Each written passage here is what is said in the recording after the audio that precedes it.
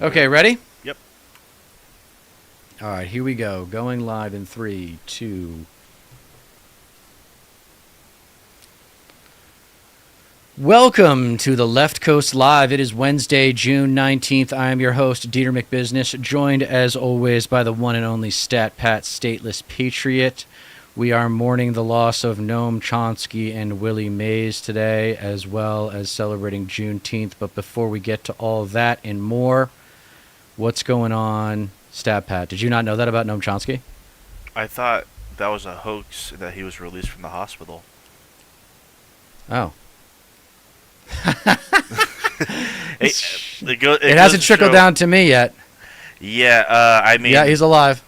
Yeah, he's alive. okay. He's okay. Yeah. He's okay, folks. Thank He's fuck. okay. Yeah. Breaking news. Breaking news.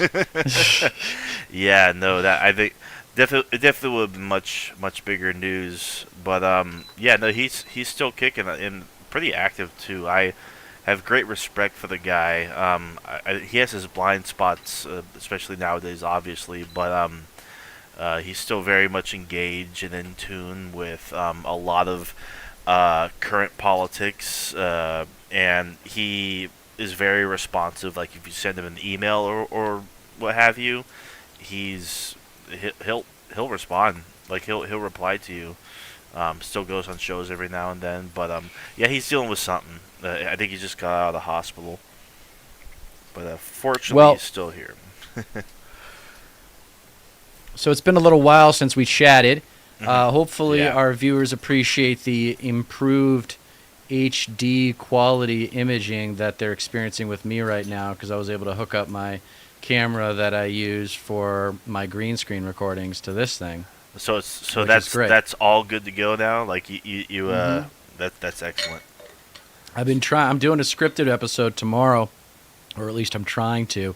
But goddamn, I just keep running in. It's on guns, and I'm just debating whether or not I should include like all these ridiculous statistics, or should I just talk about the empathetic arithmetic of the gun owner? You know, like for example, I don't think how can I avoid saying that the ratio in America of guns to people is 1.2 to 1. So for every person we have in this country, and that includes little babies, it would be 1.2 guns. At the very least, there's a gun per person, a gun per citizen of this country, and then some.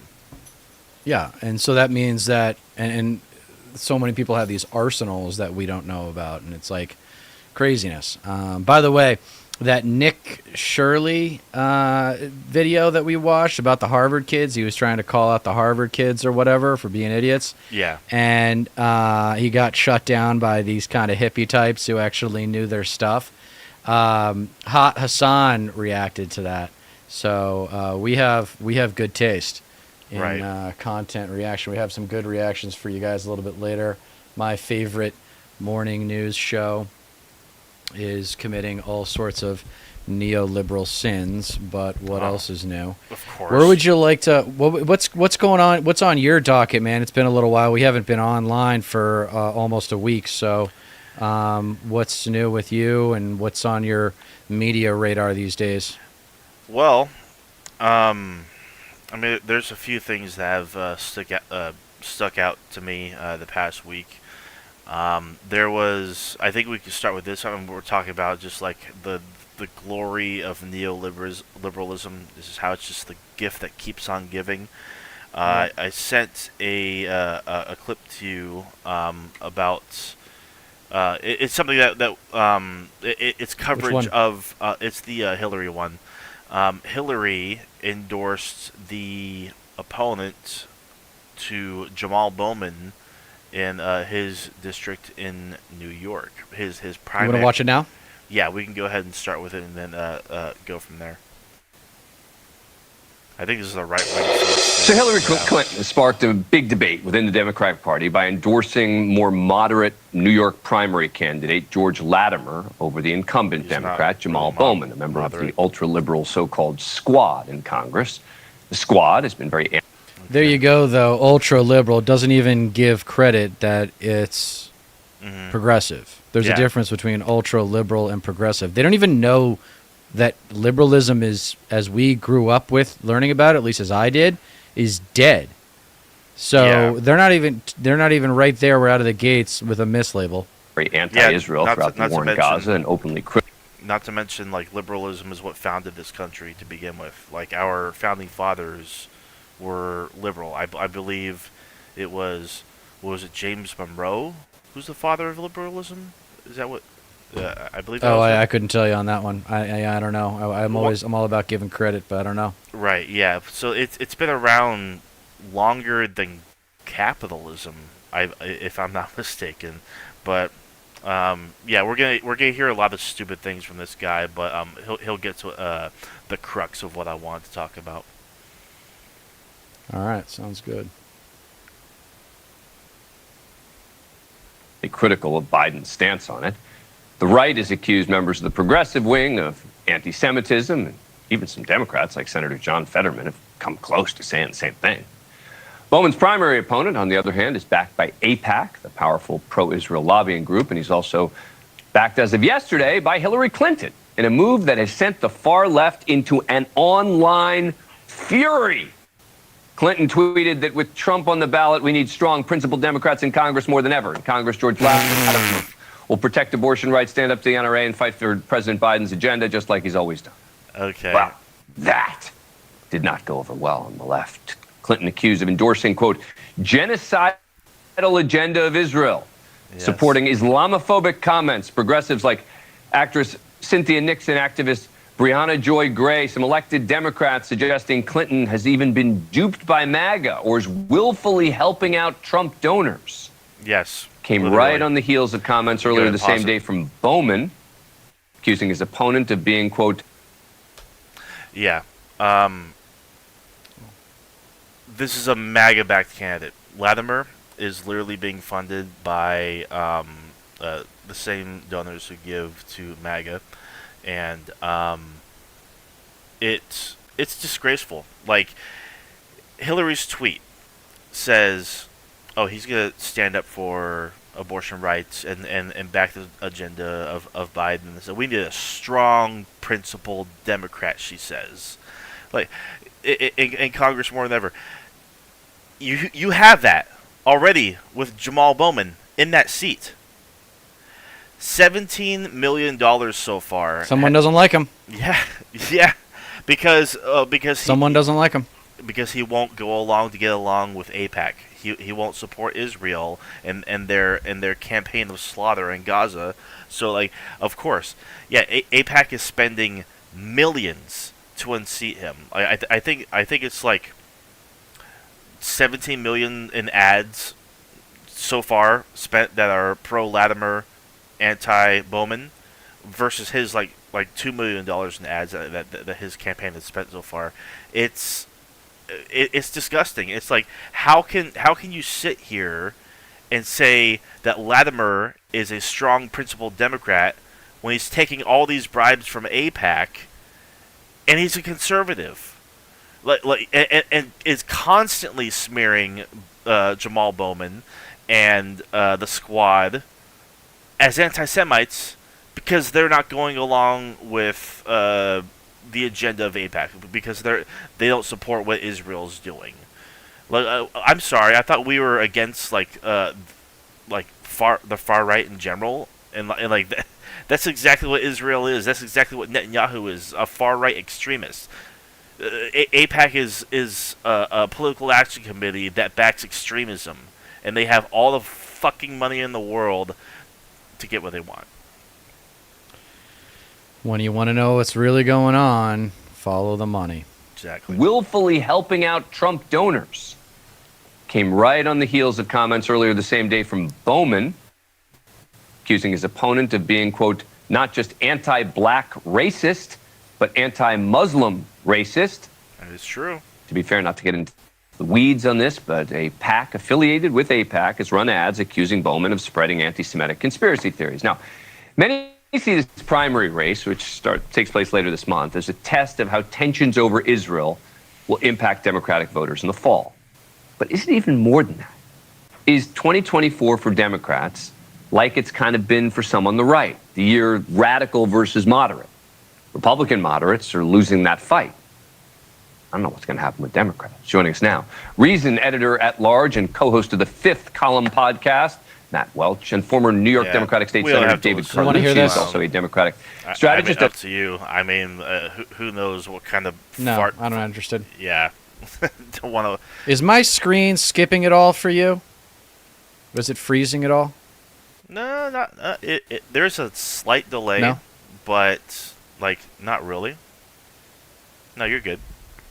I think the camera might be a little too overthinking it. All right. All right. It's just Hillary's... Yeah, I mean... disgraceful. Go ahead. No, yeah, that's... I mean, that's really all there is to it.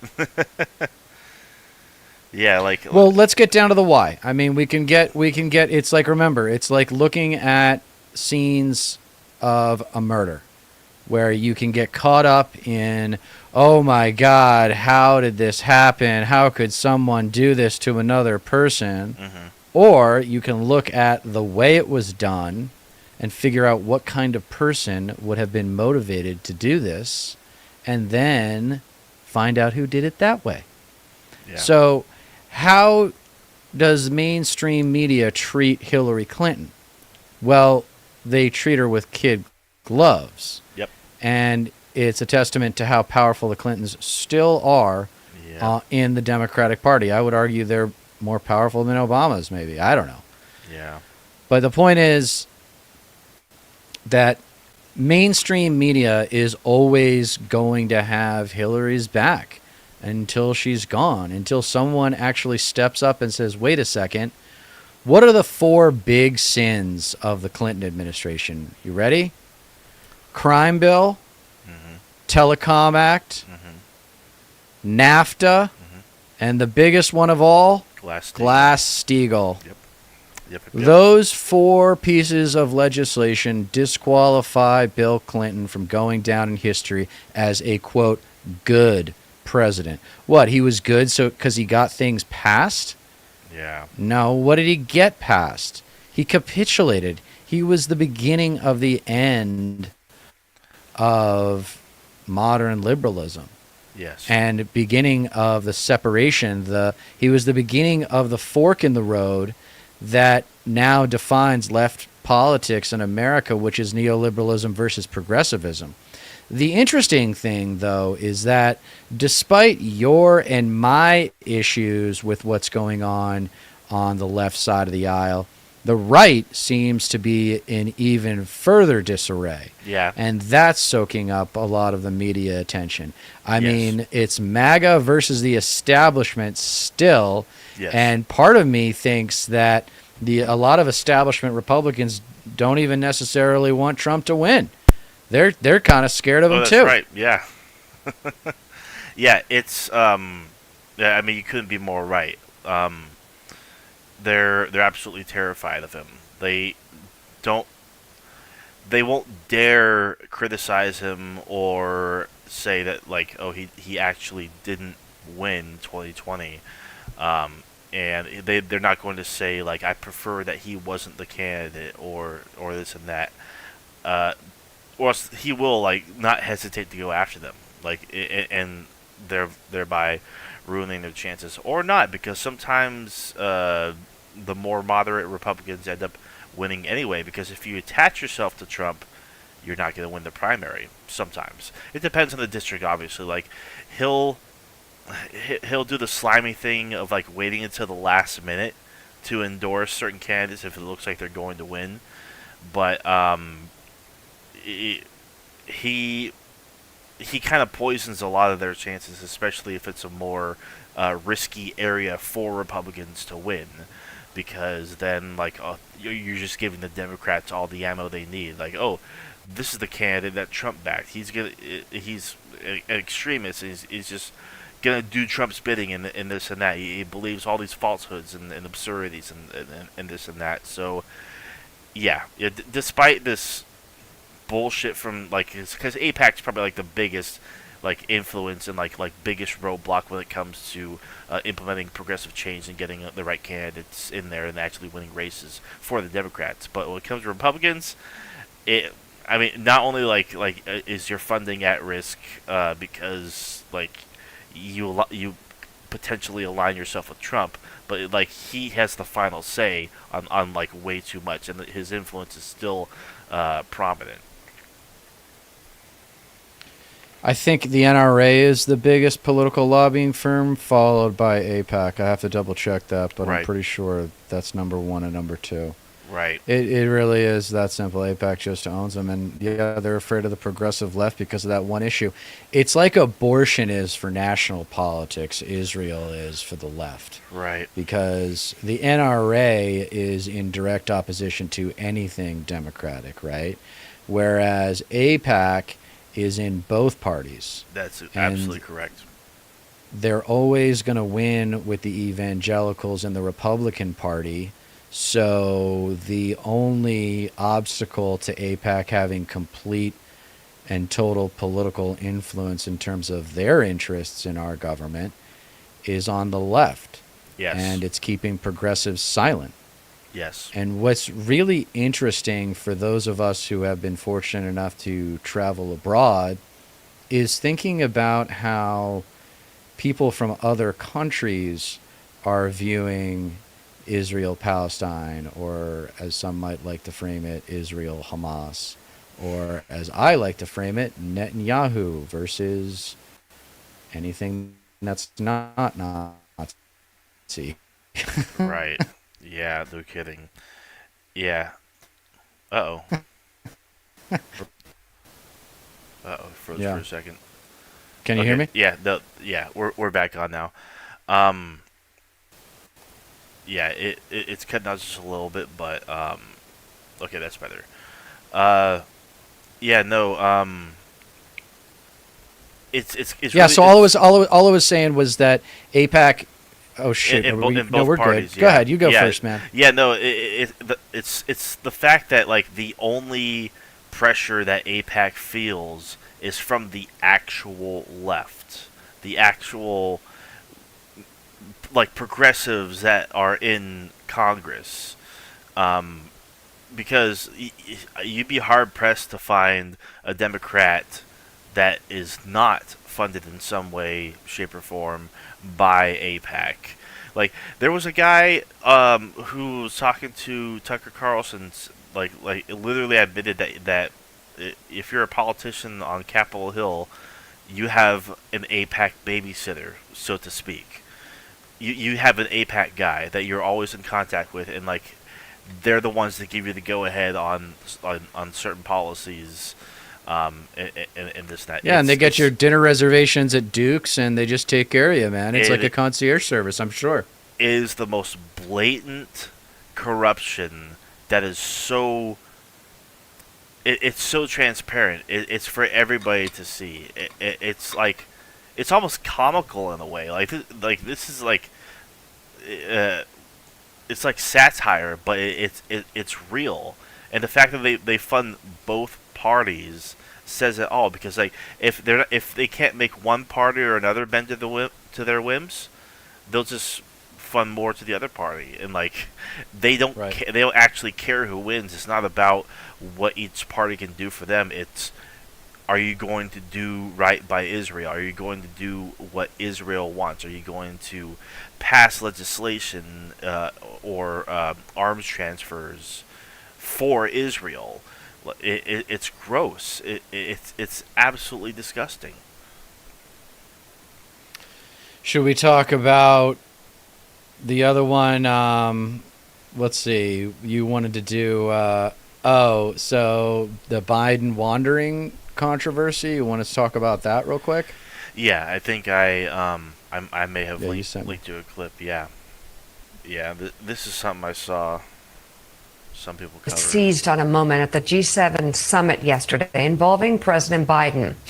The Twitter account, RNC Research, which is managed by Donald Trump's campaign, shared a clip which appeared to show President Biden wandering off from other world leaders before the Italian prime minister comes over to alert him about a group photo. That moment is also on the front cover of today's New York Post with the headline, "Meander in Chief." Yeah, New York Post. But these photos totally not and the biased clip at all. you just saw don't show the full context of what was happening. Right. Here's a look at a different angle from that event after a skydiver landed in front of the president and other leaders. President Biden turns to his left where there are troops. The president appears to say something to them and give them the thumbs up before he's tapped on the arm by the Italian prime minister. So this is the kind of thing that gets amplified. You have an organization like the New York Post, many others that picked it up that way, delivered them right from Trump's campaign with no context, no double checking it, no looking at very widely available different angles to tell the truth. I mean, come on, they know. Instead, listen, use this. They know exactly what they're doing, Willie. I mean, they are pushing disinformation. Yeah. They are taking a page. Look at it, talking to the guys that came in parachuting and then being called over for a group shot. But they know exactly what they're doing, and that we've seen it now. These cheap fakes that the RNC keep pushing, and the RNC are pushing the cheap fakes. Well, you know. Yeah. It's the pickup by news organizations. It's not just like right wing media that's been pushing this. The the contrarian and reactionary dumb left has been picking up on this too. Not giving the full context, not even bothering to question it, like might as well share this without looking further into it, even in the clip that the initial clip that's cut out of context, you can see there's at least one or two people behind him, so it's who's he actually talking to? There's no way, and this spread like wildfire, it was shared and seen everywhere without the full actual, because it was cropped. There's actually there's part of the clip that was actually left out. Of course, right? I know they zoomed it in, right? They zoomed it in or whatever, and so you couldn't see off to the right who exactly he was talking to, and then obviously these other two angles showed exactly what was going on, and I mean, it shows how desperate they are, because there's plenty that you can point at. Sure, Biden gaffes, he trips over his words, or freezes for a second. It's there's already stuff that you can point to. You don't need to deceptively edit it to make him look worse than he is. But of course, what the fuck do they care? As long as it works in their favor. Yeah, it's going to continue a lot more throughout the campaign and whatnot. Go ahead, continue. News organizations. Look, gives a thumbs up to the troops, which is actually it's just like on D-Day when they acted like he was just meandering off the stage, and they cut out him shaking hands with members of the troops, just like what Macron was doing. So, it's one thing if the RNC does it and are sleaze bags about lying about what's actually happening with their cheap fakes. It's quite another when the New York Post does it. We saw the article of the Wall Street Journal, who, by the way, the Wall Street Journal talked about the entire meeting yesterday with Trump and members of the Senate and House, did not mention the fact that Donald Trump said that Milwaukee was a horrible city. So here we go. It's election season, and it's disinformation in the mainstream media. Yeah, what Mika just laid out, that's the definition of disinformation. They know exactly what they're doing. They use an angle that told a different story than the one that actually happened to push a narrative. And it's a narrative we're seeing all over. Yeah, Kulinski did a little bit of this. And I mean, Biden's old. This is not new information. It's easy to believe. There was a video of him walking Obama helped him off stage because he didn't know it was the time to get off the stage. He was getting caught up in the crowd, and having known and currently knowing quite a few octogenarians, I can tell you just the sensory overload of all those lights and stuff. And thank God he's been doing it for so long. Otherwise, he wouldn't be able to handle it as well as he has. So I'm surprised we haven't seen like real stuff like this. I mean, we're seeing pseudo signs, but he's under a microscope. Anything, I don't know. Why are they faking it? Like, they just need to wait. Like, they're gonna. He, I mean, he fumbles over his words. Like, they could do a compilation of his gaffes so easily. There's there's no creativity. This shows this is a testament to the lack of creativity in conservative culture. The fact that right-wing media can't do any better than doctoring some videos of Biden kind of looking out of it, but because it zoomed in, actually his attention was justifiably in that direction. The lights were really bright, so Obama had, and it was really loud, so Obama had to help him off the stage. Like, this is normal stuff, and I'm not really worried about it. Plus, it's not going to matter as long as if Biden wins, you know what's coming a year from now. President Harris. Pretty much. I mean, they're going to start talking about him resigning as soon as his hand gets off the Bible in January, if he does win. Hopefully he wins. At least maybe after his. Well, I mean, I don't even know if you would even consider it a first 100 days because he's still president. But at least like the first 100 days of his second term. Right? Yeah. Which is, I mean, that's generally when the most like gets done in terms of policy passing and executive orders and this and that. Like in the quickest amount of time, I suppose you can say.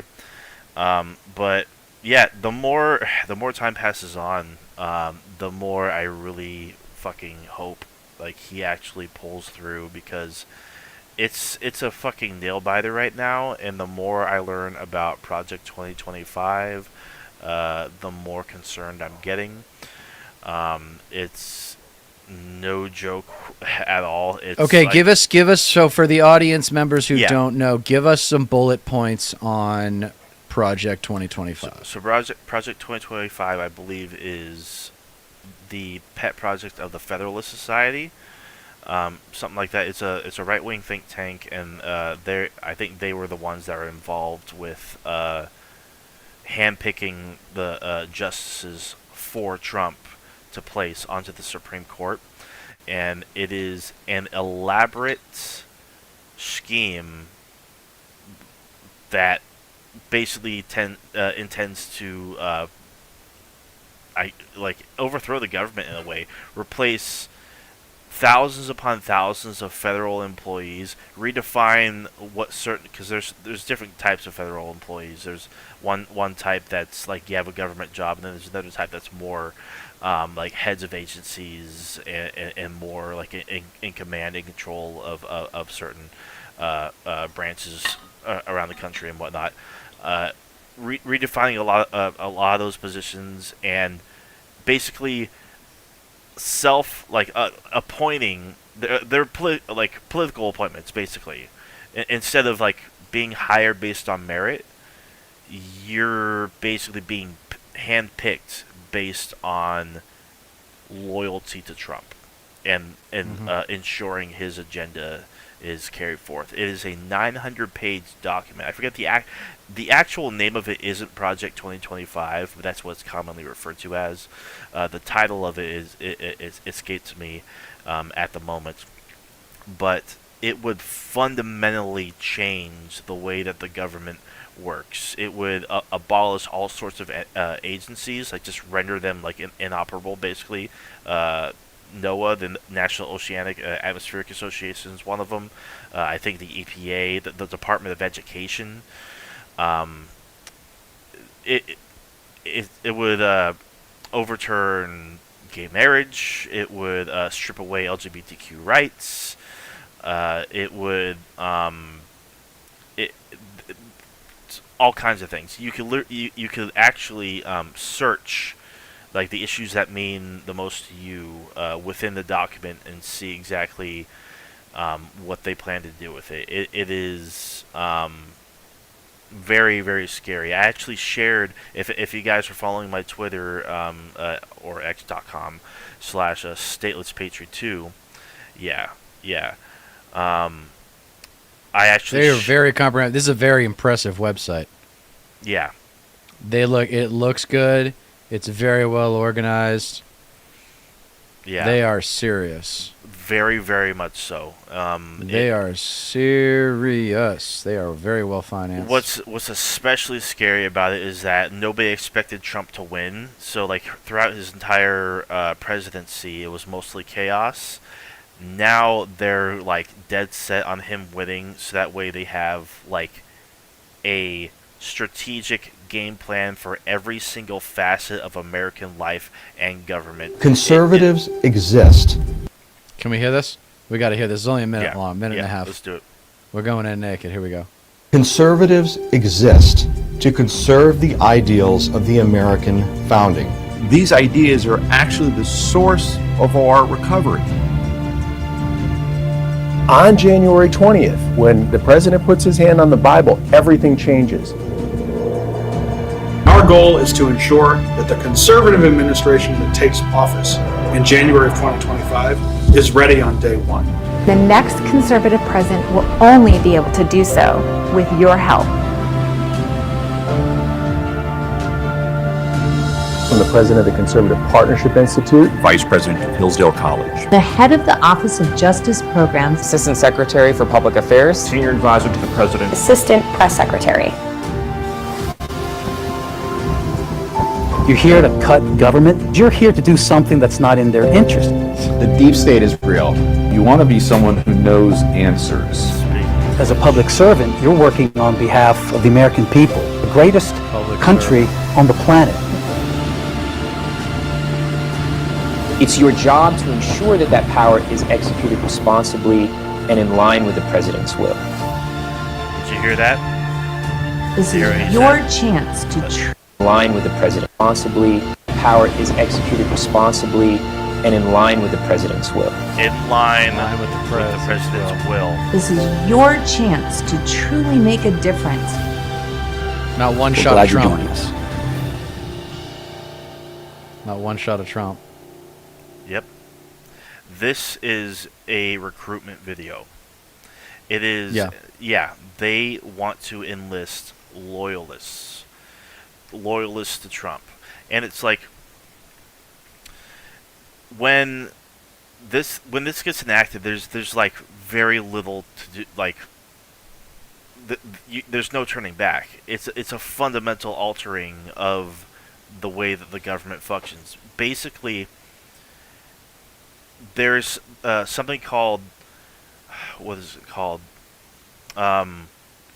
Something F, Initiative F or something like that in the project, where the president can basically supersede Congress and basically turn down any bill that he doesn't that he's not in favor of, and he can unilaterally, like through executive power, allocate funds from one department to the next, or from one set of basically allocate funds for different government projects and whatnot. If this is receiving too much money and I need to go to this government, president would have control of that under this doctrine. It's almost like judicial review.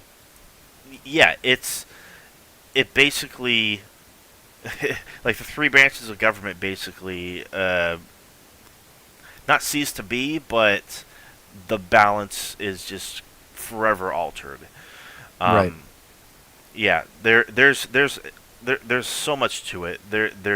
It's a fundamental restructuring of the government from the top down, and regardless of if Trump wins or not, this isn't going to go away. This is the mandate of the far right. This is like this isn't going to go away. Like it'll just turn into Project 2029.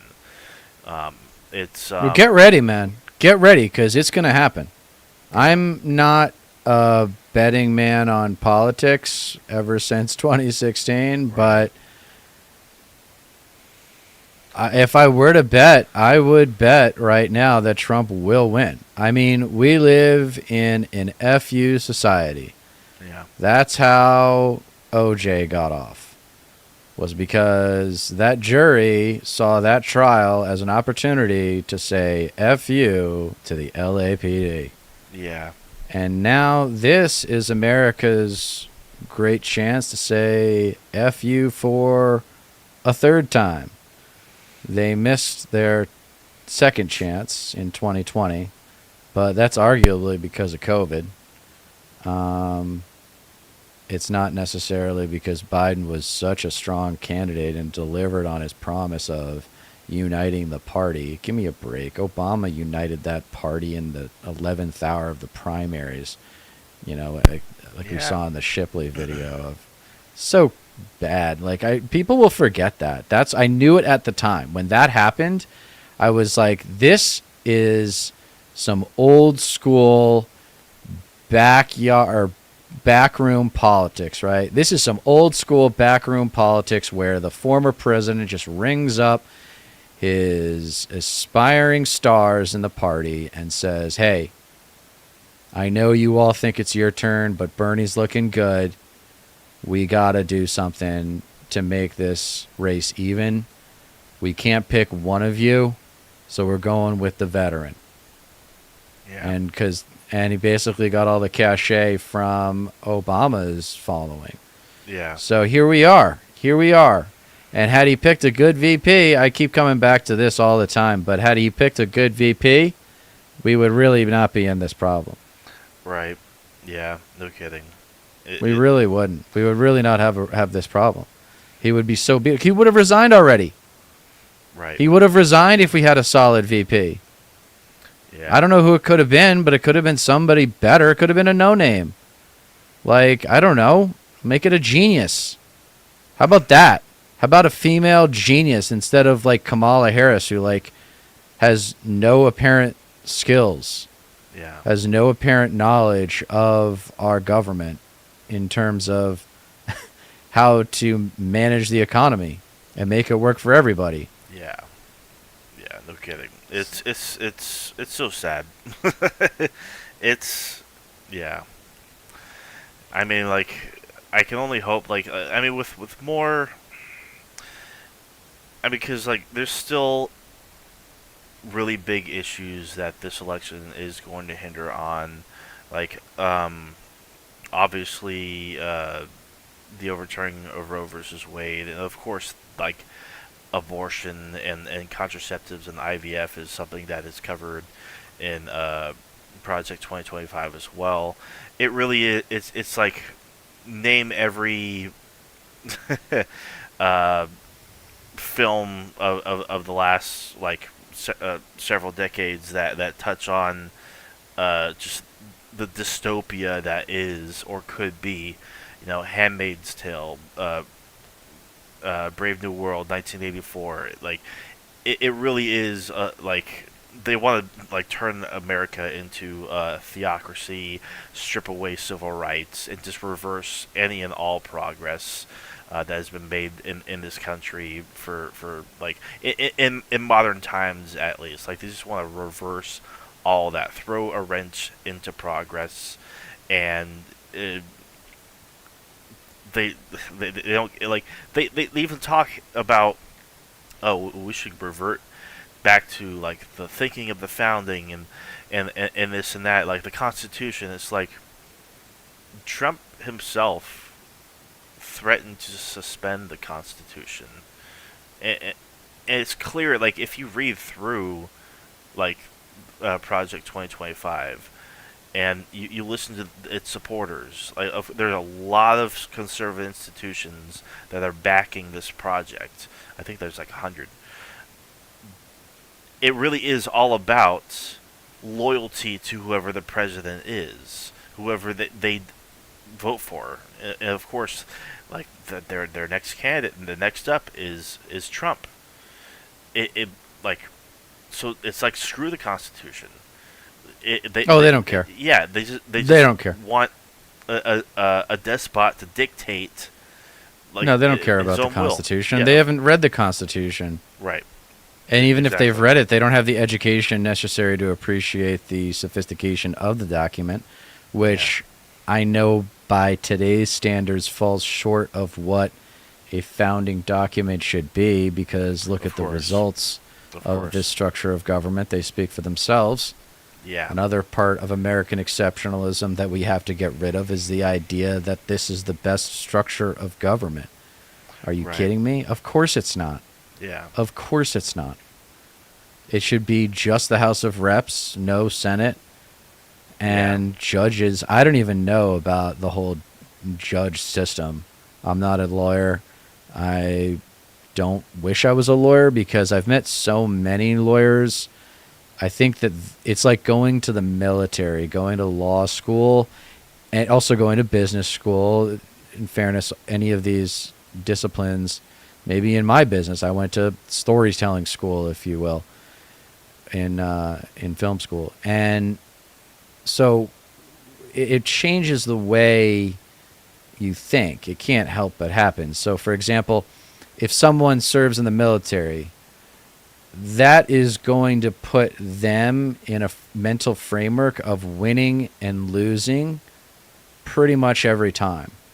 Yeah. It's going to take a lot of deprogramming of that person's psyche to get them out of that framework. And that's why they're such good workers.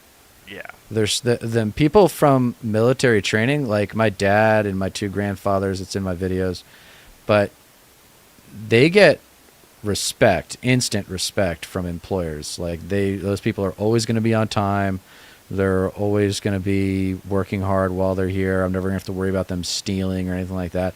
Like it's a good thing for that. But when it comes to having executive power, okay, there's a reason why the president and politicians are supposed to be regular citizens. Yes. And you have to get out of the military in order to become a politician.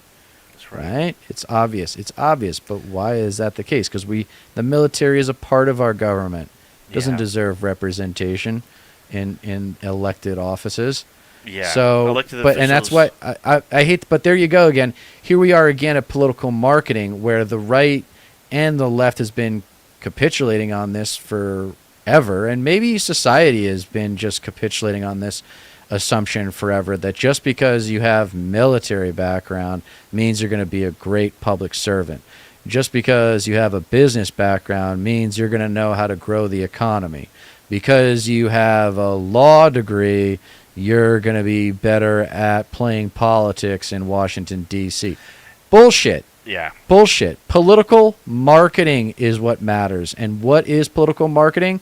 Creative messaging. Yeah. Not just messaging. It's got to be creative. Mm-hmm. Like this stuff with the cheap fakes, which I kind of like, by the way. Yeah. They coined that term just in passing, cheap fakes. That's cool because it's videos, not images, right? A deep fake is an image. Yeah. No, like, and the fact that like it's so easy to do that even without like artificial intelligence, and some people were going to believe it, or at the very least pass it along as if it's real without giving it a second thought, without double checking, without fact checking, without figuring out what the context of the whole situation is. It just comes down to bias, like, honestly. And you mentioned how like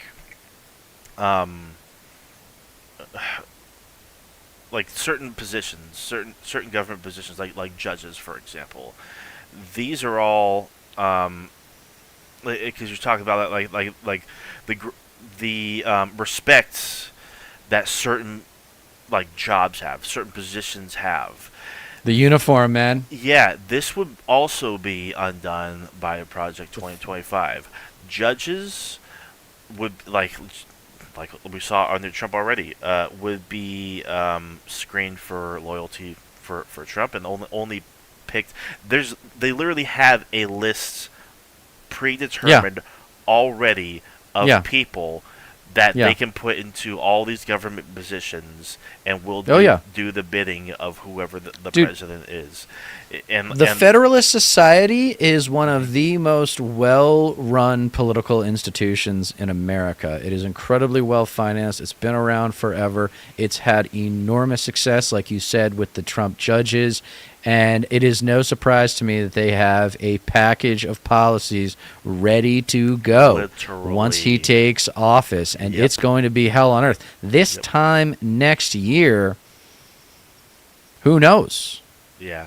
Who knows? And it sounds a little selfish, narcissistic. I don't know what it is, but it's the truth of how I feel. I feel like, thank God I'm a white man, because I'm worried about my brothers and sisters of color, and especially in urban areas. And is like the National Guard going to show up at some of these places just to make a point? I mean, he's all about just making a point. Literally, that's the thing that's dangerous about. That's the thing that's dangerous about Trump. He will do something just to make a point, not because it's the right thing to do, not because it's the wrong thing to do, just because it asserts him as superior to someone or something. He literally wants to rename Dulles after himself. Right. This is actually, these are like, it's not the only place too. Like there's a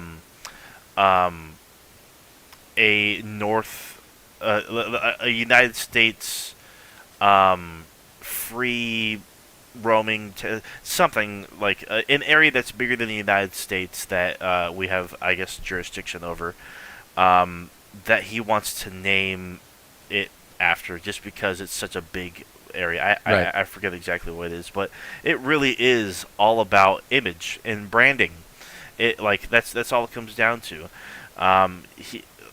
As long as you're loyal to him, like you can't challenge anything he says at all. Like it's like he's old.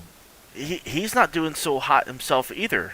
Like I don't know, these guys like him, dude, Murdoch. These guys live to be a long time, dude. Yeah. I wish I could agree with you, because I'm tempted to go there too. Yeah. Of like, oh, Trump doesn't look so good either. He looks a lot better than Biden. Yeah. And those guys, the conservative versions of the super old men, they last a long time. Right. What I want to, the people that I want to approach are the anti-Trump conservatives. When they see that 2025 package, if they were to actually get in there and see what the agenda calls for and know the things that you know, because they have to know it themselves. Yes. It's not enough for you to just tell them. Yeah. They have to go do the damn homework. So it's on the left to shine a spotlight on Project 2025. Yeah, fortunately, it's and maybe they've got plans to saturate the media with Project 2025 during the Republican National Convention. If I were the left, in any kind of leadership position or position of influence, I would be trying to do guerrilla tactics with the Republican National Convention. Yeah. I would be fucking with that thing as much as possible, like co-broadcasting, criticizing them in real time, compilations of call-outs of like, that's a lie, that's a lie, that's a lie. This is actually the true statistics. Again, with the creative communication. That's where I always go, though. It's because that's what I'm passionate about, maybe. And maybe just because that's the only hope I can hold on to, is that we've still got a way out here, and the way out involves creativity in some form, because it's something that I never knew I had in me, and I think everybody's got a little bit of creativity in them. They just have to tap into it. Of course. And just it's the other side of the coin from creativity is empathy. Everyone's got a little bit of empathy in it for them. So but with the Project 2025 is something that the Democrats are going to have to do a way better job of shining a spotlight on. Yeah. Because not enough people are talking about it. Yeah, they're just now starting to ramp up the messaging on that. I think they're putting ads together, and there are definitely a few people in Washington that are starting to sound the alarm about this, and it is starting to get more attention. Speaking of which, and this is the last I'll touch on it, then we'll move to something else. For anybody that follows me on Twitter, x.com/statelesspatriot2, I reposted a clip. It's not on YouTube yet. I'm not even sure they'll put it on YouTube, but it's of John Oliver from Last Week Tonight on HBO. It's a 23 minute clip of a segment he does on his show, just breaking down everything that has to do with Project 2025, and it does an excellent job. It covers a lot of bases because there's a lot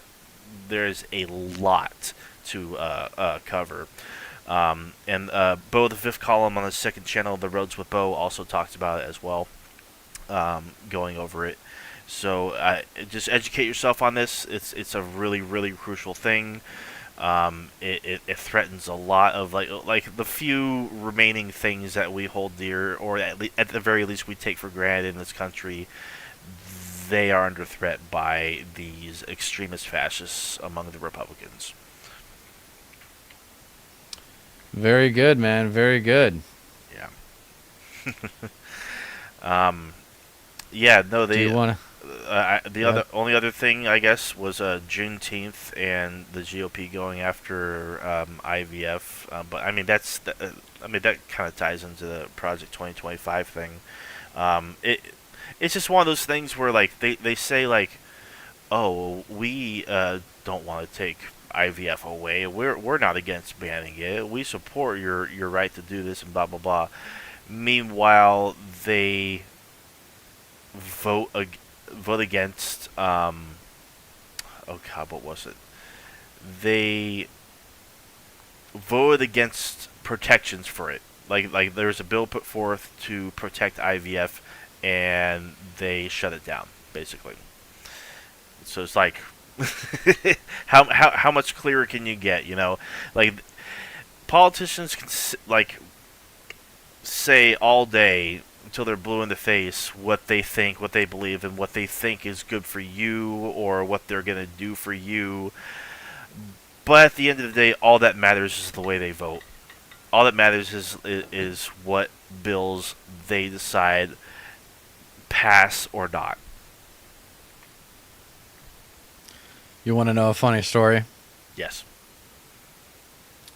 My dad is a military gone corporate America conservative. Country club conservative is the best way to describe him. And I hope he's not watching, because I'm going to out him for something that his country club friends would not be happy about. And that he probably would still deny to this day, because I haven't gotten him to admit to this for years, but it absolutely happened. He voted for Obama in 2008. Really? And he said, "Don't tell your mother." Really? And I said, "Okay." He's like, "Because I wanted change." He said, "I voted for change." Okay. And then, of course, he goes Romney 4 years later.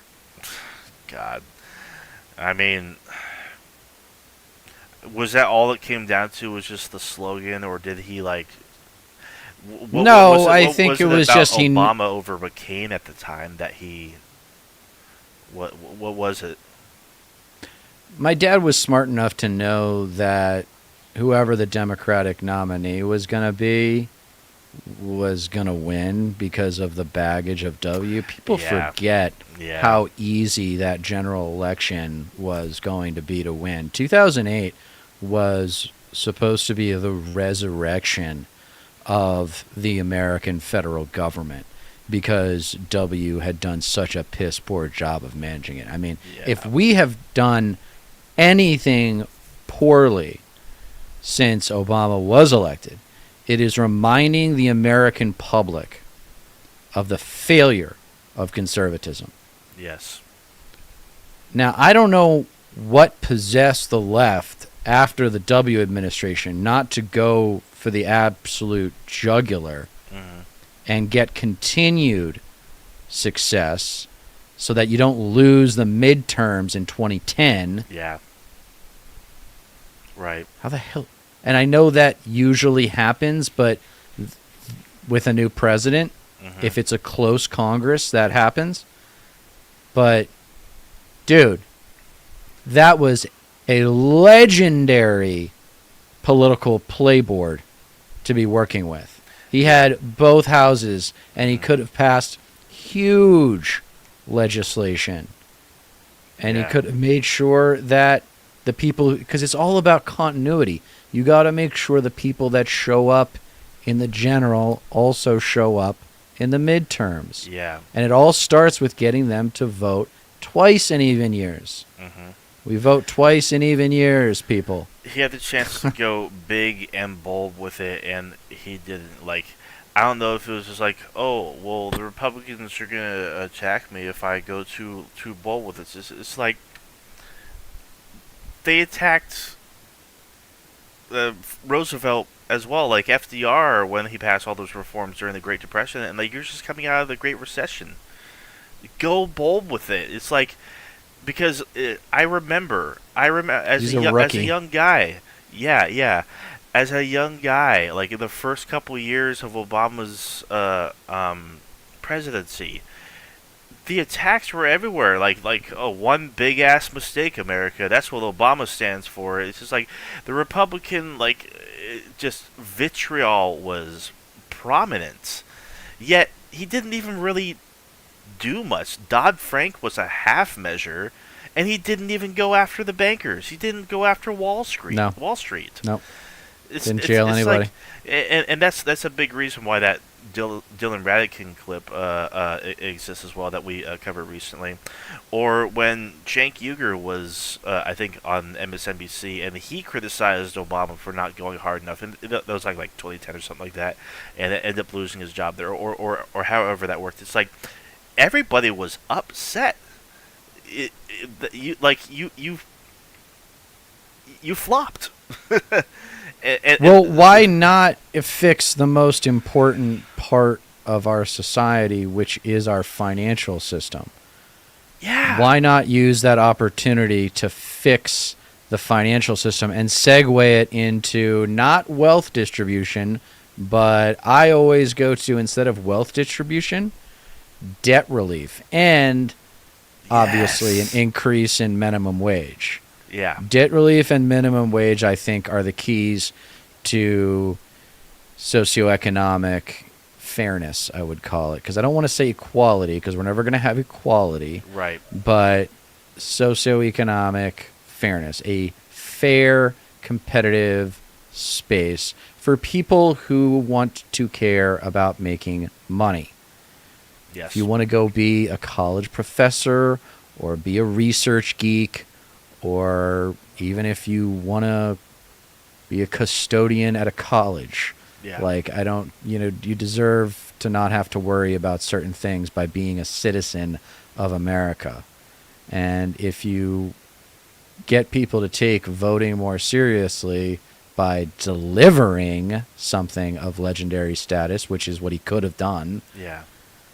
Hallmark. Instead, we got a catering to the private sector, more incrementalism, and a whole lot of executive orders that added up to more incrementalism and a bunch of bailouts. I remember so many it was like 4 bailouts during Obama. Yeah. It's just astounding, like, how their minds just never go straight to direct relief.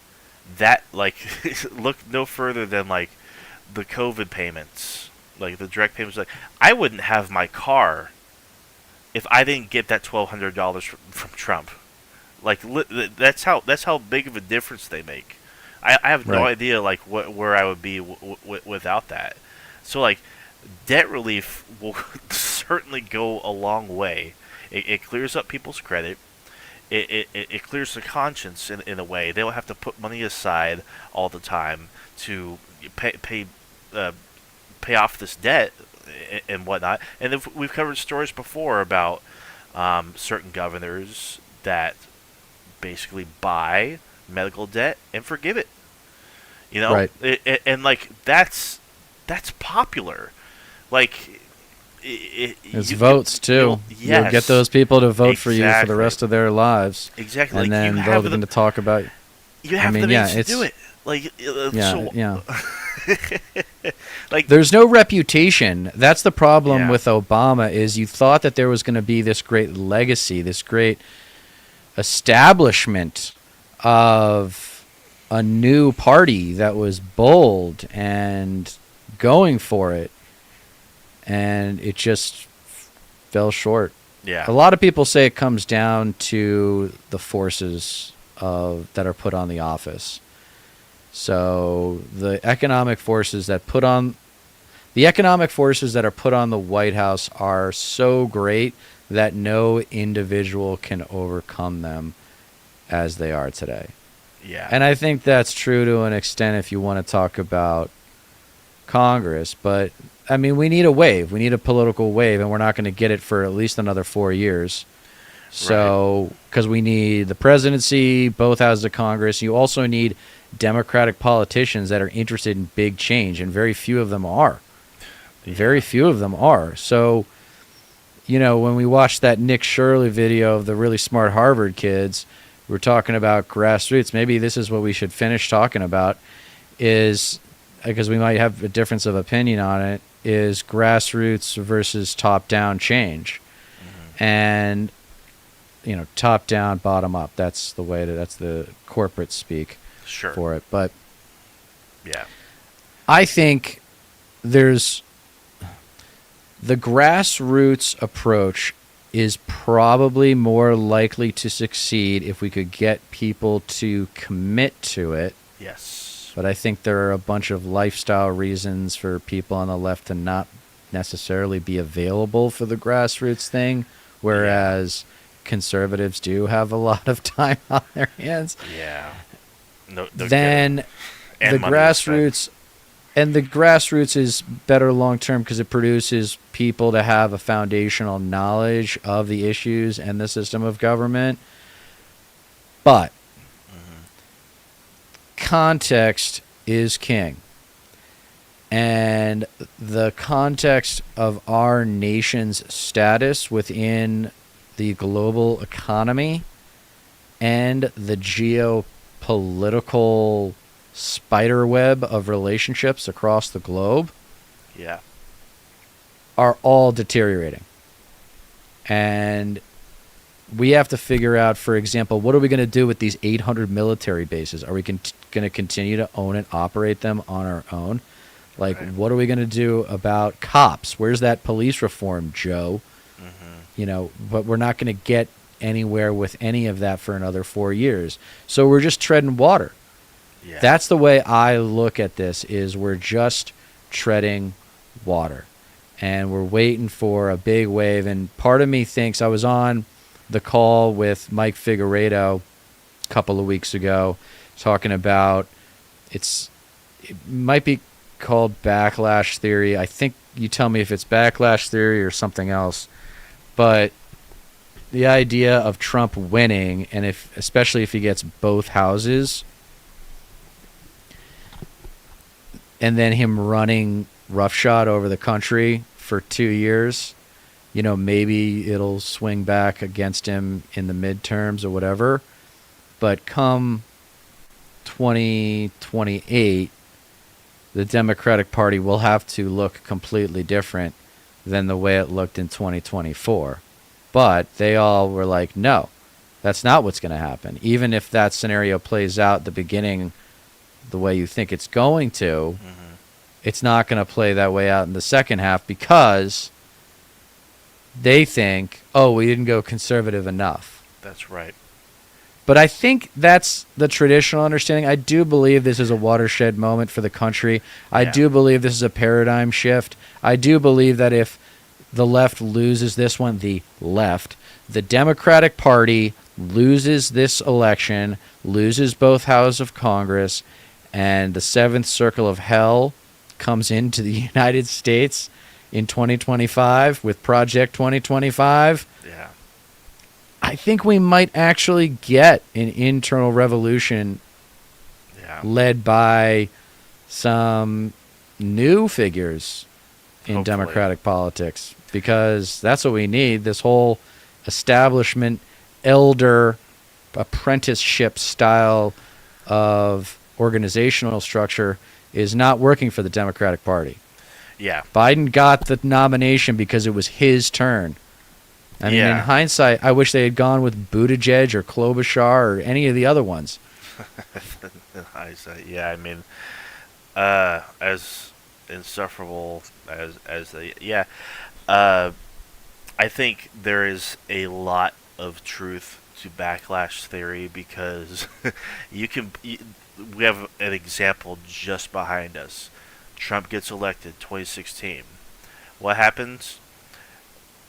Blue wave, I believe. Democrats didn't take the Senate in 2018, I believe. I think they took the House. Congress back, but not the Senate. Yeah.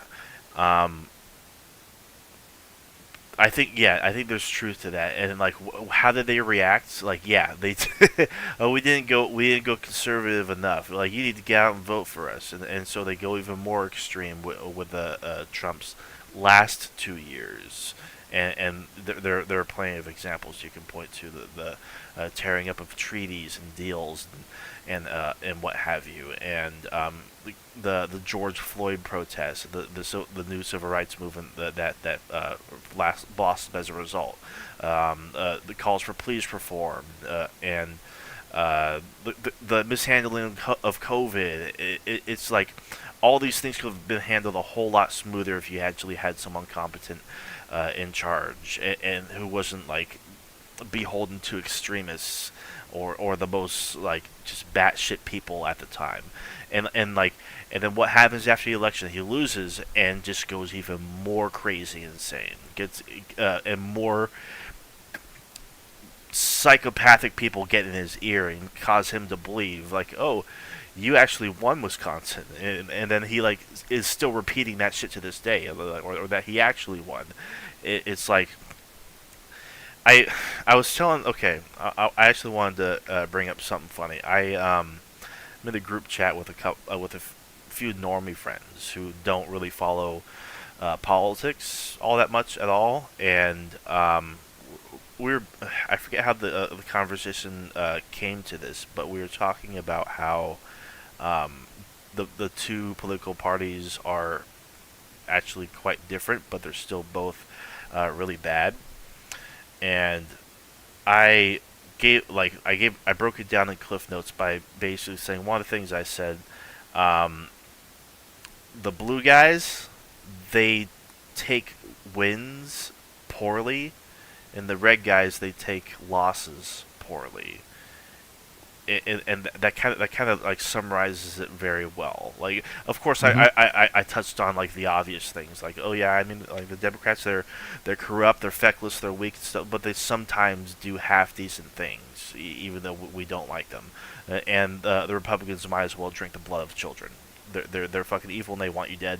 And the leadership. Yeah, they're the old smiling white guy that will greet you at church, but will probably like kill you in your sleep. The leadership of the right is evil, but the people following the leaders are not. And even a lot of the leaders are not evil because they're blinded by the circumstances of their life. And ultimately, there's no point in really figuring out whether or not these individuals are or are not evil. Yeah. Their net effect on society is evil. There's nothing good about them being involved in government, politics, law, society, media, education. They are the antithesis of everything good. Yeah. Everything that's decent about a modern society, they want to tear down. And they want to institutionalize this alt-right Confederate Christian nationalism. In a perfect world, none of them should feel comfortable showing their faces in public. But we don't live in an ideal world. And it's like, as much as because I'm very jaded by a lot of these things. It's stuff that like I understand and I've been following for years and years and years. But there's some people that like they don't vote, they don't register, they don't really get involved, they don't really follow anything really closely, but they do know about certain issues that are really close to them. Like these same normie friends, one of them mentioned how horrible Biden has been on immigrants, not from a right-wing perspective, but how poorly immigrants have been treated, and the fact that like ICE is still emboldened, and Biden has actually deported more people than Trump, I think, at this point. I'm not sure how true that is, or like the fact that he's locked more people in cages than he has. But either way, what's true is that he's still continuing Trump's policies when it comes to apprehensions at the border, these facilities that they're kept in. A lot of the same policies for immigration and the border are still very much in place, and it's just not talked about as much on the left anymore or by Democrats because it's Biden doing it instead of Trump. Even though like there's very little difference at all, and what Trump was when it was being talked about, it was horrible, and like it was actually a whole lot more prominent. So it's just like, yeah, I don't blame like my normie friend for feeling that way, because it's just like, yeah, what's the point if they do seem the same, especially on this one issue, like an issue that means a lot to them, you know? I think the Democratic establishment has made it very clear that there is no issue with which they are more willing to compromise than the southern border. Yes. The bill, they've recognized that is the expendable piece of legislation that they will concede to the right, because there is xenophobia. Like we've talked about, there's racism towards black people and people of color, but get into specifics, there's racism, xenophobia, and Islamophobia, and we're still working on the first one. Yeah, you don't have to and get we're never going to get through xenophobia and Islamophobia. Xenophobia is really hard. Yeah, you don't even have to get into specifics about it. That's why they kind of tackled this thing, even vaguely with the bills they put forward and whatnot, just to call the Republicans bluff and whatnot. Like, it's an innocuous subject because it's like the Republicans said that there's an invasion or whatnot. Okay, let's put their theory to the test. Vote for this bill. I dare you. It's like, oh, you want this win so bad, like this political scapegoat that you keep on kicking the can down. Like every election cycle, it comes up. Oh, like remember in 2018 where that caravan was on its way? What the hell happened to that? It's like it's just a political tool. It's just that just comes around every election cycle. So the Democrats under Schumer were like, okay, let's see how you really feel about this. You want to do something about it? Let's go. Yeah. Yeah, like very very smart move politically, but it would have been bad if that bill that they proposed actually did pass, because it was not very good. All right, so we're at almost 1:15, but do you have any interest in going to our friend Nick Shirley's street interview site, the one where we got the Harvard things? Sure. Because there's a funny. It's Pride Month, right? So I feel like we should celebrate our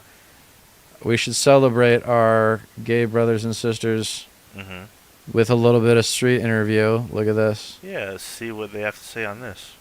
All right, Nick, what do you got for me? Let's feel the vibes from Nick Shirley.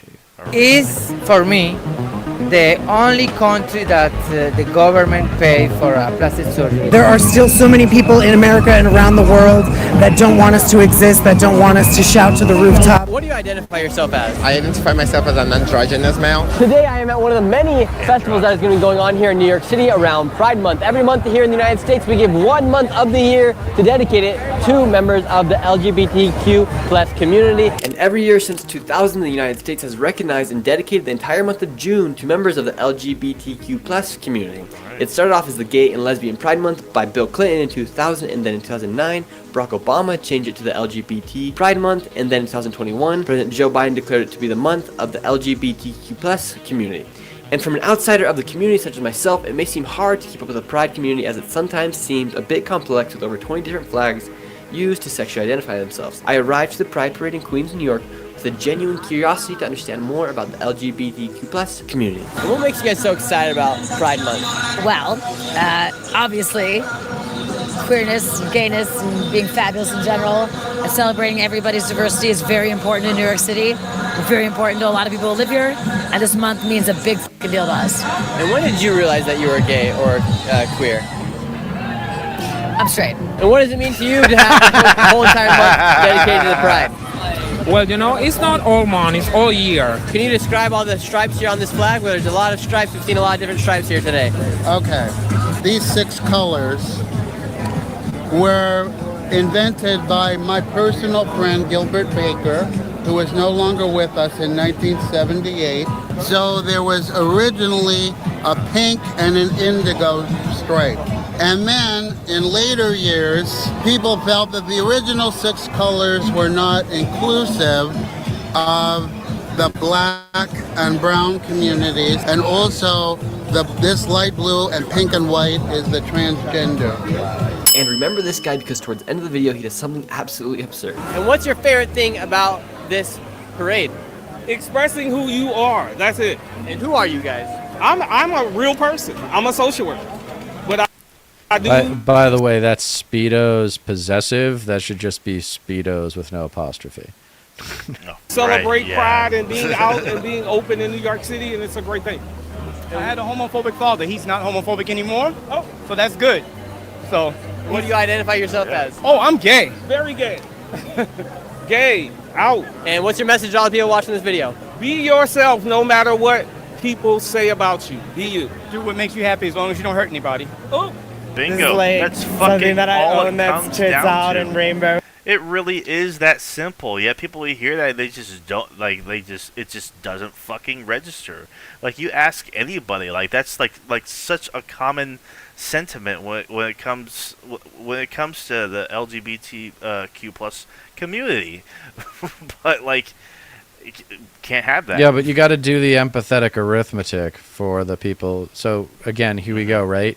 What kind of person gives a shit about, what kind of person gets involved with straight Pride Month or straight Pride Week or whatever they're calling it? Someone who's super lonely and or just super like isolated, or like someone you would have Make to this be about me. You're right, narcissistic. Yeah. So in order to be into straight Pride anything, you have to not only be narcissistic, but you also have to be like homophobic. Yeah. Really? Yeah. It's like, it's the narcissistic homophobes. yeah. It's like, why don't you just cheer it on? It's just like. But they have to get up in have to people's do with business to make it has to be about them. Yeah. They can't stand that the gays have their they get a whole month. That's what they're thinking. Yeah. They get a whole month. Martin Luther King gets a day. Why do they get a whole month? Like, dude, you know, you get a whole year, and it's been that way for fucking ever. It's like they don't see it that way though. Of course not. It's like like straight pride. It's like, come on, like that's. I'm gonna have an aneurysm. let's go ahead and continue. Why not? How does it feel to be out here with your tits out, rainbowy? I mean, like, always great. I mean, like, it's summer, the serotonin's hitting. Like, I got all the vitamin D. Like, I feel happy just being outside. My problems aren't problems. We've heard a lot of people saying, won't stop until there's liberation for all. What does that mean? I mean, like, that's pretty much what it says on the tin. We need, like, a little bit of joy during these dark times. And, like, it's also to, like, reinvigorate people's spirits. So, like, you know, because this is also just, like, a sort of a reminder that it's, like, we have this. Not because we always had a great time. We literally had to fight for this because there are plenty of other places within this very country that like prides are getting taken away, rights are getting stripped. I made my way to the center of the parade and I came across a float that was in charge of the parade.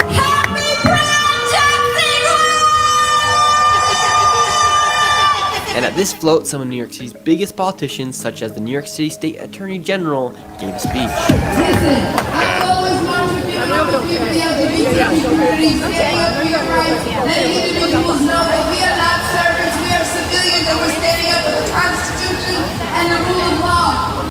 Except you are a servant. And that you will not trespass on the rights of the trans community. I'm not mistaken. I think she's the Trump. She's AG. Yeah, she's the one that's Yeah, she's going after Trump. Yeah, that's right. Yep. Yeah, that's the one that they're vilifying. That's why he was so psyched to get this. And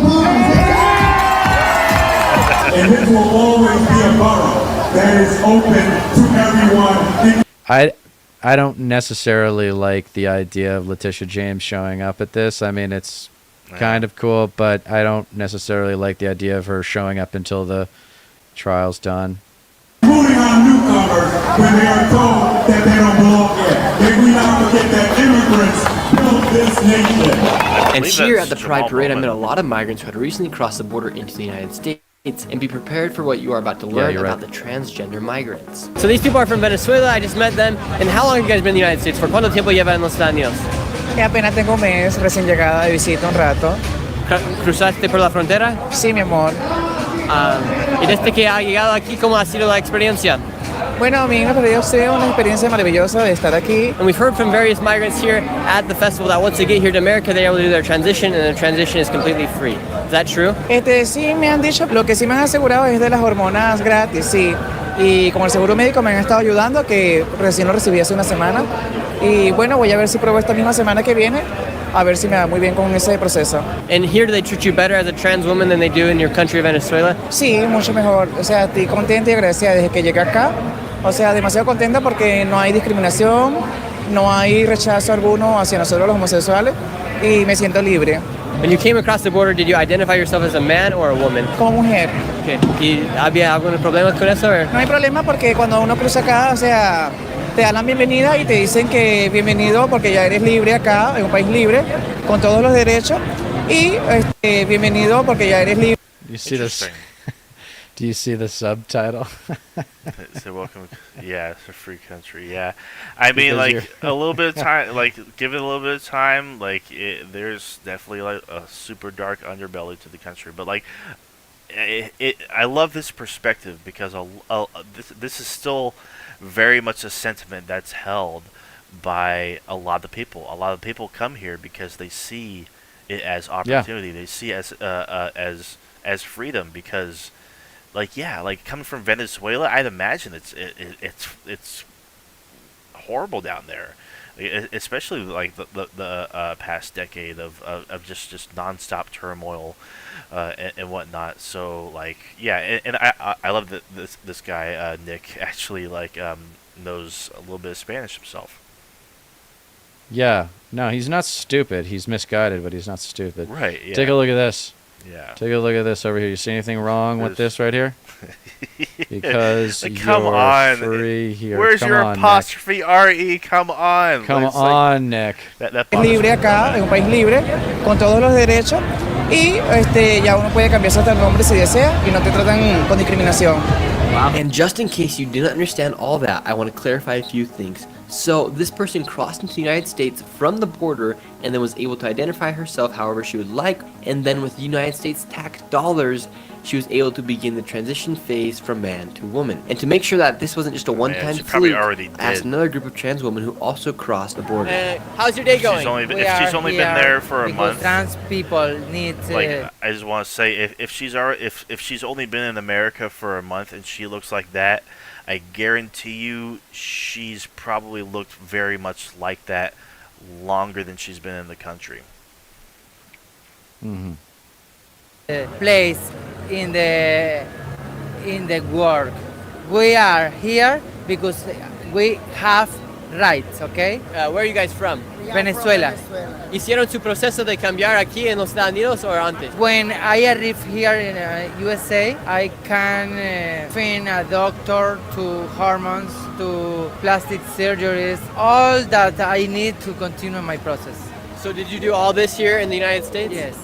And did the government pay for you to transition? Some plastic surgery is to cover it for the government. If you wanna go to doctor, speak with them about whatever you want make in your body, in your face, breast implants and other tips to plastic surgery. And the government will pay for it?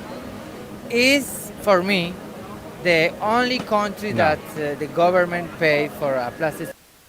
Interesting. No, plastic surgery is not covered by regular insurance. You have to have special insurance for that. In Venezuela, for example, the government don't pay absolutely nothing for you. And it's a benefit for the people trans. ¿Cómo está tu día aquí? Bien, gracias a Dios. Bien, gracias a Dios. ¿Y cómo se identifica? Gay. Gay. Y Venezuela. ¿Cuánto tiempo lleva aquí en los Estados Unidos? 5 meses apenas. 5 meses. ¿Cruzaron por la frontera aquí? Sí. ¿Y ahí en Venezuela usted podría andar sin tener temor como está haciendo aquí? No. Acá es un poco más libre.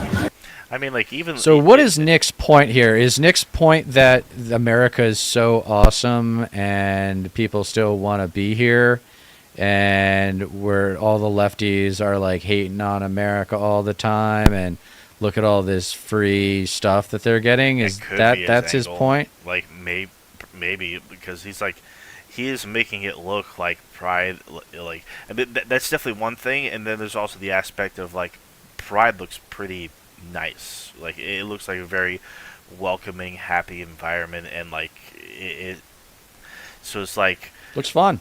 Yeah. I'm not exactly sure what the angle is, but it really, I mean, like, on the surface, it seems a whole lot more neutral than I think most people would point out if just coming across this. But yeah. Gracias a Estados Unidos estamos acá y le doy las gracias al presidente Joe Biden. So here at the Pride Fest, we met a lot of migrants from Venezuela and Colombia, and they say that once they get here, they get their transition for completely free. They can go from man to woman or vice versa. You think that's right? No. Well, No. what about you? Well, first of all, I'm surprised that they get it for nothing, and I don't know how that's true, but if they do, good. I think... No, so what they get is hormones. They don't get the procedure. They get the hormones to start the process of transitioning, but the procedure is, as I understand it, very expensive. Yes, right. I think it's good. I don't think we should. It's unfair for people. We have a lot of people that live here. They can't pay their rents. We have veterans that are living in the street and everything, and they can't get a place to stay. So it's unfair. It's unfair for the people that live here. I was gonna say, you don't mind giving. The guy that he was talking to just before this in the white, talking about, because he asked him how would he be free to walk around like this in Venezuela without fear and whatnot. I would argue you probably, I mean, maybe in New York City you can, but like generally if it's not Pride or whatnot, like walking around looking like that, expressing yourself, it is a bit more dangerous, like outside the context of like an actual Pride parade. Oh yeah. Yeah. Oh yeah. You try that shit in Houston, Texas. Yeah. On a Saturday night. I don't know, man. But you got to give to all. And here at the parade, you could receive all sorts of free goodies from the stands and the New York City social workers. Oh, little variety. What kind of variety you guys got going on right now? We have some extra large, we've got like super thin, we have some ribbed ones, we have some flavored ones, we have like regular ones. Oh, I'm probably an extra large. Can I get some of those ones? Yeah, hey, take as many as you want. Oh, thank you so much. All for you. Why go to Walgreens? Why go to Walgreens when you can come to Pride and get free everything? Free fentanyl test strip. We have one for xyloxine. So here people can get free HIV testing? Yes. And if they're young, between the ages of 13 and 34, and part of the trans community and a person of color, they also get a $25 gift card. So here you're able to get free HIV testing, and if you're a young adult, that's from the age of 13 to 34, you get a free $25 gift card to Walgreens, Starbucks, wherever you desire. Your shirt says, "I'm not gay, but $20 is $20. What does that mean to you? It means whatever. It's art, you know. It's all in the eye of the beholder. And then you have two male parts right there on your necklace. Well, yes. I mean, this is all the action I get all day. Usually, I go home, I check off my plastic, and I cry myself to bed, as we all do. Really? Is that normal for the people of the gay community to do? I think it is. I read a statistic that 85% of gay men do that. Where are you from? Originally, Soviet Union. Really? Yeah. And does it worry you what's going on with the United States with knowing what happened in the Soviet Union? Oh, it's horrible. It's horrible what's going on in Ukraine. I was actually born in Ukraine. And here in the United States, we're going to have elections in 2024, and a lot of people have been saying we need liberation for all. Who would be the best to give liberation to all in this upcoming election? It would be Joe Biden. Well, it would not be Trump. I would vote for a turtle before I'd vote for Donald Trump. Why so? Because there's no greater threat to democracy than a wannabe dictator tyrant. This pride parade took place in an area called Jackson Heights, which is the area where famous politician AOC is in charge of. And remember this man who explained what the flag meant? Well, we saw him again, and he had a message for AOC. Do you not like AOC? Hell no! Why don't you like AOC? She's a Why so? She's a fascist, she's a leftist bitch, is what she is. And she had the fucking nerve to show up. Here, this is AOC. What are you going to do to AOC? Nothing, really. Wow. When Trump gets reelected, I'll gladly assist in that endeavor. Really? Do you want Donald Trump to win? Oh, absolutely. Absolutely. GBLT I can't for believe Trump. that's the same guy We're from for earlier. Trump. And would you say, absolutely. Would you say the majority of people here are also for Trump? Probably not. One more message to AOC. What's your message to AOC? Say it to her face. I hate her guts. Say it to her face. I hate. I did say Dude, Nick turns his cards over so badly when he does that. He's like, yo, more hate on the Democrats. More hate on the Democrats. Like, he's just like a puppy going for a treat, man. Literally, like his colors are starting to show here. No pun intended. Like, Look at this. Look at this. Let's do it again. Tell her Probably not. One more message to AOC. What's your message to AOC? Say it to her face. I hate her guts. Say it to her face. I hate. I did say it to her face in the parade. Didn't you see me say that? No, I didn't. She's an asshole. She's a fucking leftist. And when Trump gets reelected or gets She's so reinstated, inoffensive, that is may the be thing. what It's happens. like- That will also happen. What do you want to do? What are you saying? She's so inoffensive is the thing too, but like the right is still obsessed with like just pretending she says things that she never said and shit. It's just like, come on. What do you want to do with this poster? Show us what you want to do with this poster. Oh, just toss it in the garbage, and where she belongs. And what would be your one message to all the people that aren't here? Oh my gosh. You know, Pride continues to be a protest.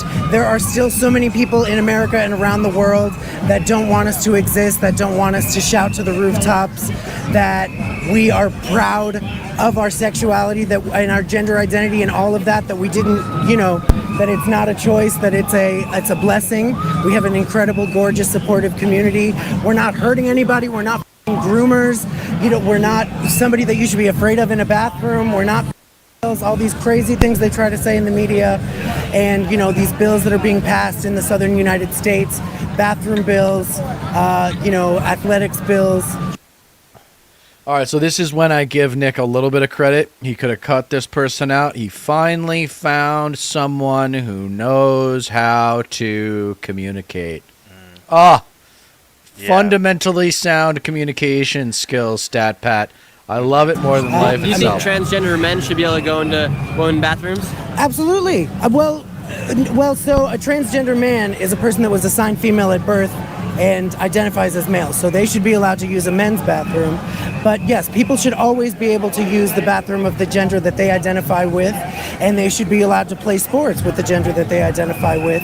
After speaking with hundreds of people and learning more about the Pride community, I met with a group of men who claim to be a part of a subculture for gays. So gender-wise, I'm gender non-conforming, sexuality, gay, and as for the gear and putt mask, So we're a part of the subculture in kink called pup play, pet play.